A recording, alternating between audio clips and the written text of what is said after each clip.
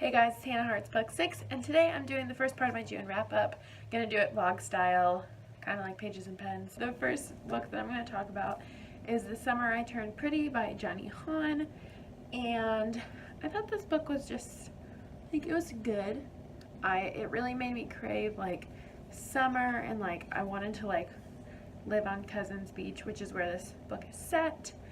I thought Belly was really annoying, and there were a couple parts that I didn't really understand why she was acting the way she was acting. There's one part in particular that I thought was just kind of like, I just did not understand like why that was included. Like, there's this boy in this book and Belly's like dating him or whatever, but she wants to go skinny dipping. And he's like, oh yeah, let's do it. But then he's like, oh, you know, your mom or, you know, people might come out and they'll catch us. And so he's like, yeah, no, I don't really want to do it right now. And so she literally is like, she's upset with him. But then she doesn't say this out loud, thank God. But she's like, she thinks in her head, are you gay? Just because he doesn't want to get caught skinny dipping with her because he's like kind of a good kid. I just thought that was so rude, and I was like, why did Jenny Han include that line? That was so uncalled for, and you could totally tell that it was like written a while ago. Like, I think this was written in like 2009 or something. It was one of her first books, so I guess I can kind of forgive that, but there were certain parts, like they used the word retard in here. I don't know, they just used some words that I was like, not really understanding why we needed to use those words, but whatever. I gave it a 3 stars. Like I said, want to live on Cousins Beach, but Belly just kind of got on my nerves. I definitely preferred one brother over the other. I didn't prefer the one that she preferred. I wanted her to be with the other brother, but whatever. I mean, honestly, not my favorite Jenny Han book. Nowhere near the Lara Jean trilogy and nowhere near the Burn for Burn trilogy, so we'll have to see how it goes from here. But yeah, early Jenny Han, not really a fan. The next graphic novel that I have is Lumberjanes Volume 3, A Terrible Plan, and I really liked this. At first, I didn't really understand because there was the first part of this where they're telling ghost stories. I didn't really like that. And also in this book, it's set up like a field manual. And so in the past couple volumes, I've read this little field manual part, but this time I didn't. And I really don't think it took away from my reading experience that much. I really loved April. April's so funny. She's so competitive. And I love the Mal and Molly storyline. I love how they got their own storyline this time. It was super fun. I really liked this volume, and I think I'm gonna get 4 stars because I really did like this one, and I thought it was hilarious how April and Joe like were struggling so hard to get badges, and Ripley was just like getting badges, and then Mal and Molly come back, and they think they've been gone for like weeks, but they've actually been gone like hours, and they ended up getting a badge for helping the bear woman. So it was really funny how that ended up working out. So here is the next couple of books in my wrap-up. Hey guys, it's Hannah, and I'm here to do the second part of my June wrap-up. And the next book that I read in June is Nevermoor, The Trials of Morrigan Crow by Jessica Townsend. And I loved it. I actually did a reading vlog of me reading the second half of this book, so that will be up on my channel soon. If it's up before this video, then I will link it in the description. But basically, this book is about Morrigan Crow, and Morrigan Crow is a cursed child who lives in the Republic of Jagglefacts. And basically, in this town, if you are a cursed child, everything gets blamed on you. And her father is a prominent person in Jagglefacts, and he has to pay all these fees every month because of all the things that Morrigan is to blame for. If that wasn't bad enough that she got blamed for everything, there's this thing called a Ventide, and when it happens, all the cursed children die.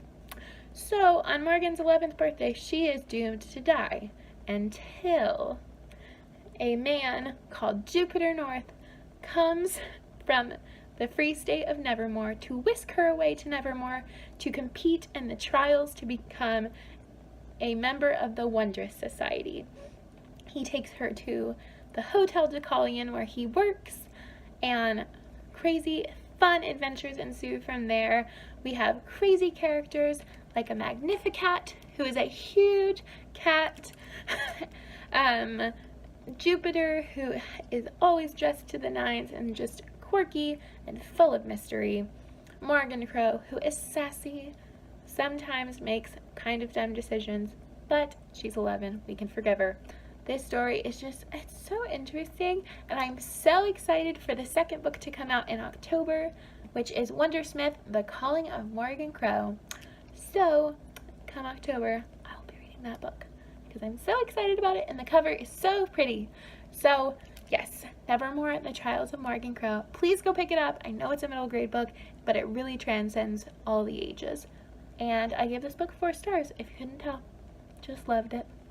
The next book I read in June is A Study in Charlotte by Brittany Cavallaro, and this book is a gender-flipped retelling of Sherlock Holmes. So in this edition of the Sherlock Holmes tales, Sherlock Holmes is a teenage girl named Charlotte, and John Watson is a teenage boy named Jamie Watson. So, and in this, they're actually the descendants of John Watson and Sherlock Holmes. So John and Sherlock are their great-great-great-grandfathers, I believe. And in this book, the 2 characters, Charlotte and Jamie, are being framed for a murder. Jamie and Charlotte get framed for these murders because the murders are set up like John Watson's Sherlock Holmes stories. So I thought that was an interesting element. I've actually never read a Sherlock Holmes story, like an original one, or seen any of the TV shows besides Elementary. So it was kind of hard to get into this for me because I don't know the archetypes of the original characters. So it wasn't as easy for me to get close to these characters, but I did end up giving this book 3 stars. I thought it was a good mystery, or I didn't predict the person who was the murderer, so that was nice, because sometimes I can, and that's always a little bummer. I definitely will be continuing on in the series. Also, the epilogue, well, the whole book is narrated by Jamie Watson, but the epilogue is narrated by Charlotte, and I'm so hoping that in the next 2 books we get some Charlotte point of view, because she's freaking hilarious. She was so satirical and so funny, and I think I loved her a lot more from her own perspective than I did through Jamie's perspective of her. These are the last 3 to 4 books that I finished in June. So, I did a video this month called The Next 5 Books on My TBR, and honestly, I'm doing really well with that so far. I have read 2.5 of those books so far, and I'm feeling really good about it, and honestly, I've really liked all the books that I have picked on that TBR. The first one that I read from that video is Undead Girl Gang by Lily Anderson, and this has been getting rave reviews, like 5 out of 5, best book ever. And while I didn't think it was the best book that I've ever read, I really did like how Lily Anderson incorporated the witches in this book.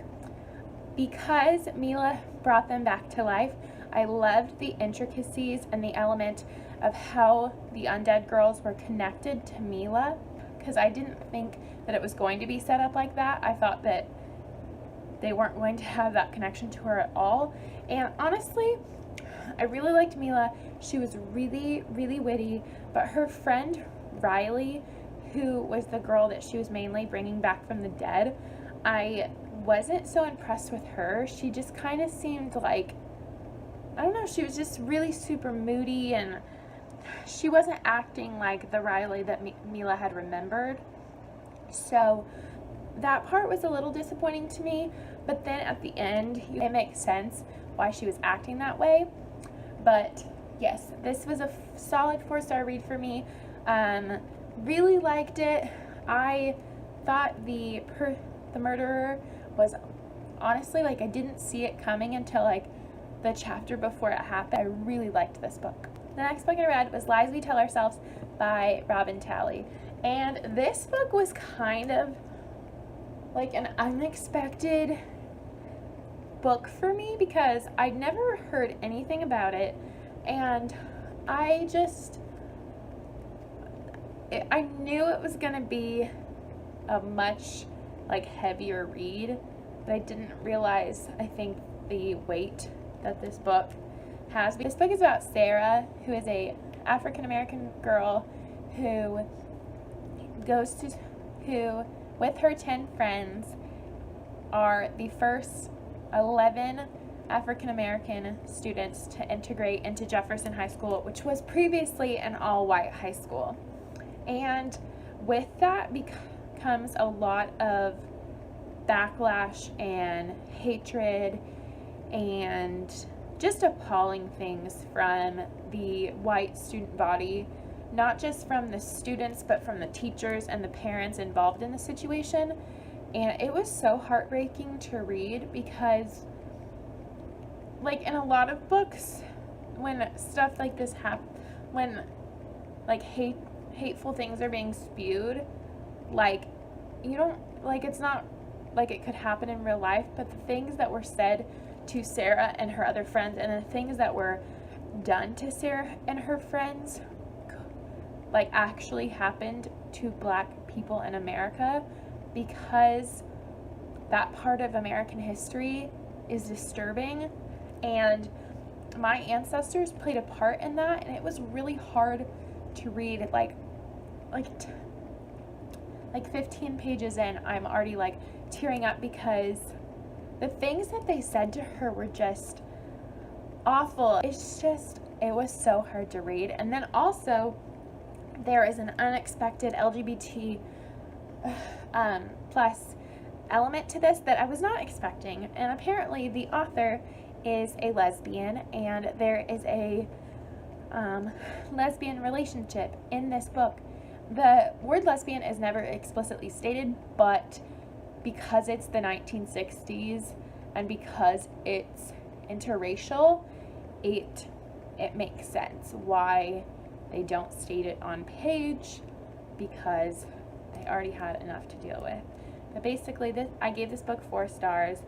It was really well researched, and Robin Talley's author's note, she talked about all the research she did, and I really liked hearing about it. You could tell she was really passionate about the subject, and she's from Virginia herself, and this book is set in Virginia, and it really opened my eyes to that era of history that a lot of people don't want to talk about, and a lot of people want to erase from our history. But the thing is that if we erase that part of history, we erase the trials that the African Americans went through to get to where they are today. And this was a really eye-opening book, 4 stars, and I think you should read it because it'll break your heart. I've read some reviews on Goodreads that it should be required reading in schools, and I totally think that would be a great representation of what the civil rights movement was like and what integration was like for both sides. So this was great. And the third book that I've read since my last wrap-up or whatever is The One and Only Ivan by Katherine Applegate. And can we please give me a round of applause because I finally read another middle grade book. So I got to I got to change my color text on my spreadsheet to red because I read this. And I read this in a day. It was so cute. I've actually read both Katherine Applegate's books in a day. Katherine Applegate has a way of telling a story where you fall in love with every single one of the characters. And it's always a story that you never thought would be something that you would love. Like a story about a gorilla and a baby elephant. I never thought that would be a story that I would love, but I loved this. And I love how cute it was. I can't wait to read more Katherine Applegate books. I want to read Crenshaw next, so I think Katherine Applegate is one of my new favorite middle grade authors. And the last book that I'm going to talk about, I'm technically not finished with, but by the time this gets uploaded, I will be finished with it. And I have a feeling that I kind of know what my rating will be, so I'm not going to tell you my rating just yet. You'll find out what my actual rating is when I post my July TBR, so I can just update you there. But that book is, you can't see it because I'm reading it right now, but it's Puddin by Julie Murphy. And I finally started this book.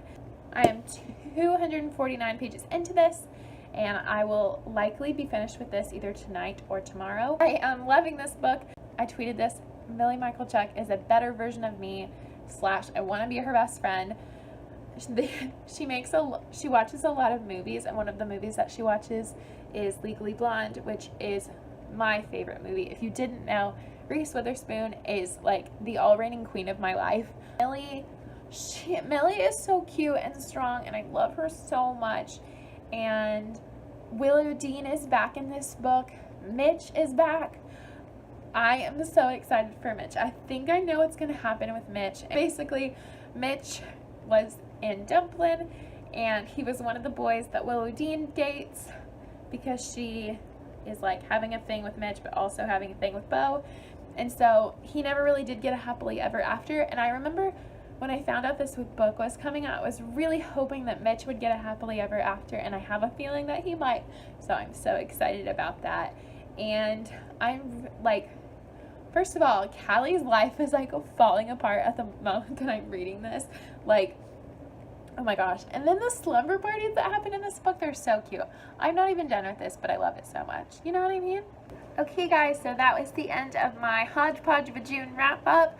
I really hope you liked this video. If you did, leave a thumbs up and subscribe if you want to see more videos, and bye guys.